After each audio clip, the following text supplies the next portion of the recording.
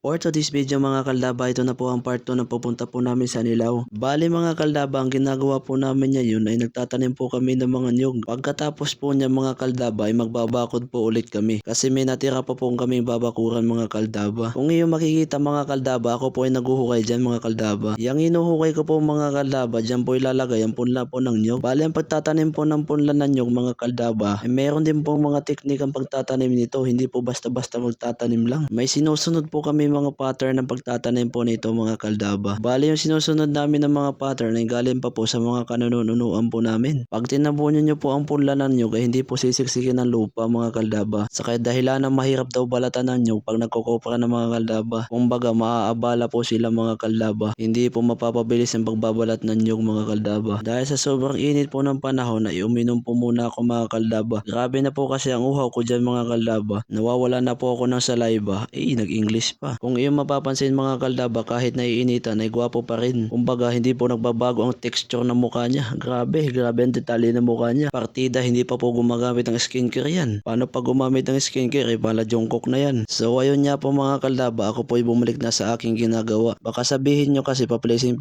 lang ako At ayan nga po mga kaldaba, akin na pong binidyohan ang natanim po namin mga punla po ng nyog. Grabe, napakarami na pong natanim namin. At sa ilang oras po namin pagtatanim mga kaldaba ay nagpahinga po muna kami saglit. Habang ako'y nagpapahinga mga kaldaba, inutusan po ko nila Totoy na manguha po ng talbos para po maiulam po namin ngayong tanghalian po mga kaldaba. Ayan po nakuha kong talbos at akin na po itong gagayat-gayatin at pipira-pirasuhin para maluto na po mga kaldaba. Sinimulan ko na pong himayin ng talbos at gayat-gayatin para po maluto na po ito ni Kuya Ikong. Bali ang pagluto po namin dyan sa talbos na yun mga kaldaba ay pa-half cook lang po mga kaldaba. Wala pong magic sarap kahit anong seasonings mga kaldaba. Asin lang po ang ilalagay namin para masarap po at para tumibay po ang aming mga buto at tumibay din po ang aming katawan. Healthy every day, every night, every hour, every minute. Na matapos ko po ng itong gayat-gayatin mga kaldaba, ito na po ang resulta. Ito po ay lulutuin na ni Kuya Ikong. Ngayon po si Kuya Ikong napapakulo po ng tubig muna mga kaldaba. At ito po mga kaldaba ang aming kanin. Yan, napakarami po ng kanin namin. Marami po kasi kaming kakain mga kaldaba kaya ganun karami ang aming kanin. Nang maluto na po ang talbos ng kamote mga kaldaba, ay tinawag ko na po ang aking mga kasamahan nang tayo mananghalian kasi ako'y gutom na gutom na. Yung nasa likuran ko po mga kaldaba ay si Mano Martin aka Manoy. Dalawa po kasing Martin ang aking kasama. At ito po yung isang Martin sumilip po sa camera. Ayan po siya. Dahil tapos na po kami mag-prepare mga kaldaba, ito na po, kakain na po kami mga kaldaba. Yan po, bodol fight nakadali po yan mga kaldaba. Bale ang ulam po namin dyan mga kaldaba ay talbos ng kamote at saka pinaksiw po na isda mga kaldaba. At ayun mga kaldaba, nagsimula na po kaming kumain mga kaldaba. Napakasaya po namin sa mga part na yan mga kaldaba. Tamang tawanan, kwentuhan at kung ano-ano. Hindi po boring ang aming kainan dyan mga kaldaba. Kasi po ang aking mga kasama ay napakagaling pong mag-joke. Lalo na po si Totoy. Ayan po si Totoy, humihigo po ng sabaw. Sheesh! Sabi niya, ang sarap naman.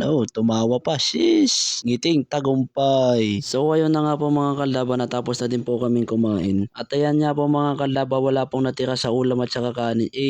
Napakasarap po kasi pag sa dahon ka ng saging kumakain Baga yan ang sinatawag na bodol fight. At ayan na mga kaldaba, patapos na po kami sa aming ginagawa. Hindi ko na po nabidyohan ang ibang mga parte ng aming paggawa kasi nabisi din po ako sa kagagawa. Papakita ko na lang po sa inyo ang finished product mga kaldaba. Sheesh! Ayan po mga kaldaba ang ginawa po namin bakod. Grabe, napakahaba po niyan mga kaldaba. Hanggang dun po yan, dun sa di nakadulong, dulong yan. Sheesh! Hanggang dito na lang po muna ang ating video mga kaldaba. See you next video. Bye bye!